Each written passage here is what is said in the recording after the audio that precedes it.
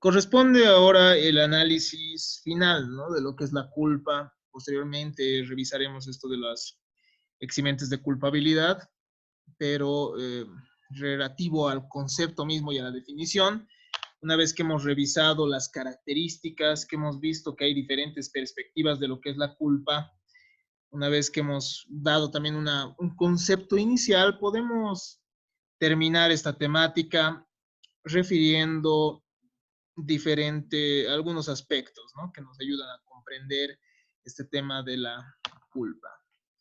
Al final podemos decir que la culpa termina siendo la ruptura o contravención a un estándar de conducta. En un principio habíamos dicho, ¿no? Es aquella actitud por la cual, es aquella omisión, digámoslo así, es no tener en cuenta un deber de cuidado. Y todos esos conceptos que hemos revisado en nuestra primera clase sobre la culpa, terminan siendo aplicables a esta perspectiva, ¿no? Y también a una segunda. Hay dos perspectivas que vamos a manejar y son las siguientes, ¿no? La culpa terminaría siendo entonces la contravención, es decir, ir contra un estándar de conducta. Hay estándares que son establecidos por la ley y al final en derecho tenemos que procurar darle un sentido mucho más jurídico que moral a lo que es la culpa, porque no vamos a estar viendo si es reprochabilidad moral, es decir, si alguien es culpable o no desde lo bueno y lo malo, sino desde lo jurídico, desde lo jurídico o no. Entonces son estándares que nos impone la ley. De ahí que ustedes ya han visto esto de la figura del buen padre de familia. El buen padre de familia implica una figura abstracta que va a ser un estándar de conducta que nos impone la ley. Si ustedes, por ejemplo, agarran el Código Civil, ponen el buscador buen padre de familia, van a ver que en diferentes circunstancias nuestro código exige esa diligencia a las personas para que realicen el desenvolvimiento de sus actividades, de determinadas actividades, sean contractuales o sean tal vez extracontractuales inclusive. Entonces, en procura de delimitar de la moral y con la finalidad de alejarla de un concepto de reproche netamente subjetivo, la culpa termina implicando una relación entre un comportamiento dañino y un comportamiento requerido por el ordenamiento jurídico para evitar la lesión de intereses ajenos. Hay comportamientos requeridos por el ordenamiento jurídico, entonces, que se comparan con el comportamiento dañino para establecer si efectivamente se ha incumplido con estos deberes, con estos estándares de conducta. El comportamiento requerido por el ordenamiento es ese estándar, es ese medio de comparación para establecer si una persona termina siendo responsable o no, bajo criterios de responsabilidad subjetiva, obviamente. También nos dirán que la culpa implica la creación de un riesgo injustificado. Para evaluar si un riesgo termina siendo injustificado o no, se confronta la utilidad social con el riesgo, ¿no? Se va a confrontar con la utilidad social que tenga la actividad. Mientras más grande es la utilidad social y el costo para remover el riesgo que hubiese realizado el agente del daño, más grande es la justificación del riesgo. Entonces no existiría culpabilidad. Pueden distinguirse así diferentes tipos de culpa. Tenemos diferentes culpa objetiva y culpa subjetiva. No tenemos que confundir la culpa subjetiva, la culpa objetiva con la responsabilidad objetiva. Ojo. ¿Qué implica la culpa objetiva? Implica la violación de las leyes, es decir, ir contra la exigencia de conducta de la ley, es decir, aquella exigencia del bonus pater familia será en algunas circunstancias y en algunas legislaciones de un hombre razonable, ¿no? Son exigencias de la ley, exigencias que la ley nos dan para establecer una comparación que nos permite establecer si una persona termina siendo culpable o no. La culpa objetiva, entonces, ¿qué implica? Implica la violación de leyes, también es denominada culpa in abstracto, que se opone a la culpa en concreto. Vamos a ver qué tipo de preguntas va a responder la culpa objetiva, ¿no? ¿Qué pregunta nos realizamos para ver si alguien es culpable objetivamente? Obviamente la culpa objetiva y la culpa subjetiva van de la mano, ¿no? implica el criterio de normal tolerancia que ayuda a determinar si existe o no culpa, ¿no? Entonces hay un criterio que nos va a dar la ley para ver hasta qué punto se tiene que tolerar la conducta de cierta persona. En caso contrario, estaríamos en culpa, ¿no? Incurriendo en culpa. No tiene que confundirse nunca, reitero, con la responsabilidad objetiva. La culpa objetiva se va a basar en parámetros establecidos por la ley. El bonus pater familias, reitero, es uno de estos parámetros. La responsabilidad objetiva es diferente a la culpa subjetiva. La responsabilidad objetiva exige la responsabilidad del daño del autor sin examinar su conducta. Es decir, nunca en la responsabilidad objetiva no se va a evaluar siquiera la conducta del agente del daño, mientras que en la culpa objetiva sí se va a evaluar la conducta, pero bajo criterios que la misma ley establece. Es la culpa determinada, entonces va a estar determinada por la posibilidad de un obrar distinto conforme a una persona razonable, pero esta es una exigencia que establece la ley. Ahí estamos ante una culpa objetiva. También tenemos culpa objetiva cuando nos dice, por ejemplo, el artículo 115, nos va a dar un parámetro, ¿no? El propietario tiene que ejercer su derecho y especialmente al explorar una industria o negocio, tiene que abstenerse de perjudicar las propiedades vecinas, a la seguridad, a la salud o al sosiego de quienes en ellas viven. Entonces uno no tiene que obrar, nos dicen, de manera que atente contra la seguridad, la salud de las otras personas. Nos está dando entonces un límite de lo tolerable. En caso de rebasarse ese límite, estaríamos ante una actitud culposa, ¿no? ¿Qué es la culpa subjetiva? Entonces, refiramos cuál es la diferencia con las culpas subjetivas. Se basa en las características personales de la gente.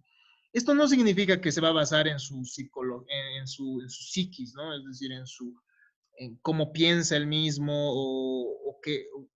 o las circunstancias concretas del caso. Simplemente vamos a ver qué caracteriza a la gente del daño, qué características tiene la gente del daño, y vamos a ver si un hombre razonable en las mismas circunstancias hubiese obrado de la misma manera. Ahora, para realizar un análisis de culpa subjetiva, nos vamos a basar en en las, en las desventajas físicas que tenga el mismo, ¿no? Es decir, a una persona en silla de ruedas no se le puede exigir que evite un accidente, por ejemplo, que requiera ciertas que requiera cierta agilidad para evitar un daño, ¿no? Entonces, en este caso, no estamos acudiendo en sí a un análisis de la persona en sí misma, si es mala o no, no. Simplemente estamos viendo si una persona razonable en las mismas circunstancias que esta persona hubiese o no obrado de tal manera, ¿no? Entonces, la culpa subjetiva nos dice, se va a basar en el comportamiento del portador del hándicap, nos dice, ¿no? Va a realizar una, una comparación del comportamiento del portador del hándicap que va a compararse con la conducta exigible a una persona razonablemente prudente que se encuentra en las mismas condiciones. ¿Ya? A eso se refiere la culpa subjetiva. No se refiere a que analizamos a la persona, sino que vemos cómo es la persona y de acuerdo a una persona similar, pero además razonable, la vamos a ir comparando, ¿no? Se excluyen entonces los dotes morales o intelectuales. Están también denominada culpa inconcreto. Entonces, cuando nosotros hacemos un análisis de la culpa in abstracto, nosotros nos preguntamos, ¿qué habría hecho otra persona en la misma situación? Y cuando nosotros realizamos un análisis de la culpa en concreto, nosotros decimos, ¿qué habría hecho otra persona con las mismas desventajas en la misma situación? Entonces, si se dan cuenta, no estamos realizando un análisis de la persona en sí mismo, sino estamos comparándola con el abstracto, ¿no? Con ese ente abstracto, con ese ser razonable abstracto. La culpa en abstracto va a comparar con la conducta del tipo abstracto. La culpa en concreto va a examinar el estado espiritual de la gente, averiguar si su conciencia le va a reprochar algo, es decir, si se le puede reprochar algo, y esto en mérito a una comparación con una persona en similares circunstancias, pero de carácter físico, ojo, ¿ya? con desventajas de carácter físico, no de carácter moral, etcétera, ¿no? Un ejemplo de la culpa en concreto, entonces lo encontramos cuando se aplica esto, ¿no? La diligencia del deudor. En el cumplimiento de la obligación, el deudor tiene que emplear la diligencia de un buen padre de familia, ¿no? Además tenemos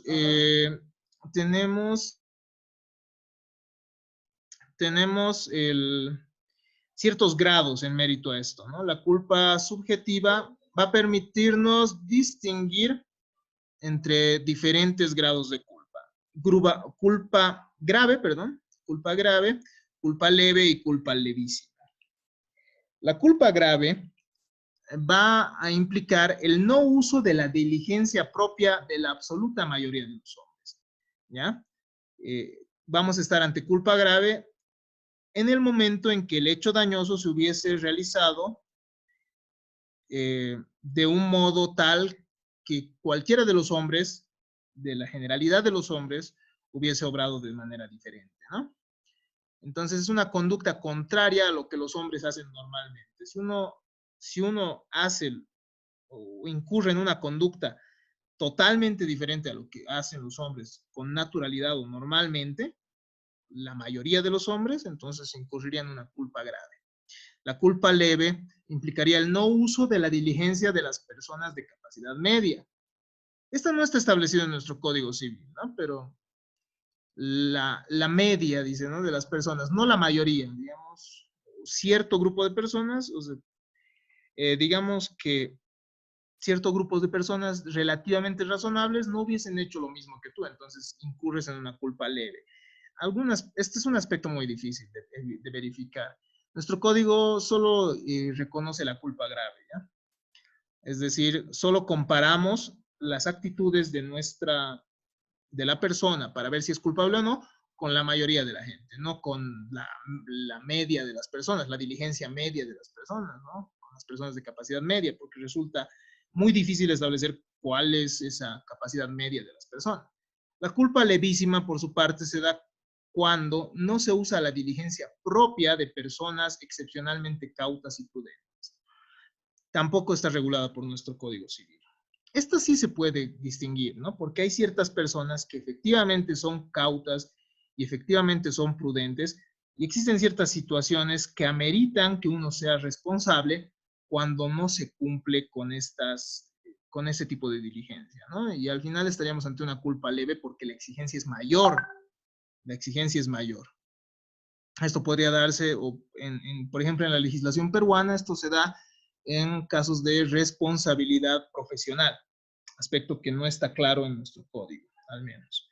Sin embargo, tal vez ustedes puedan encontrar este tipo de clasificaciones en otros textos de carácter administrativo. Sin embargo, pese a ello, no se encuentra regulado en nuestro Código Civil como tal, ¿no? Nosotros vamos a ver referencias usualmente a la culpa grave. Ya por terminar, vamos a ver que existe además la denominada culpa omisiva, ¿ya?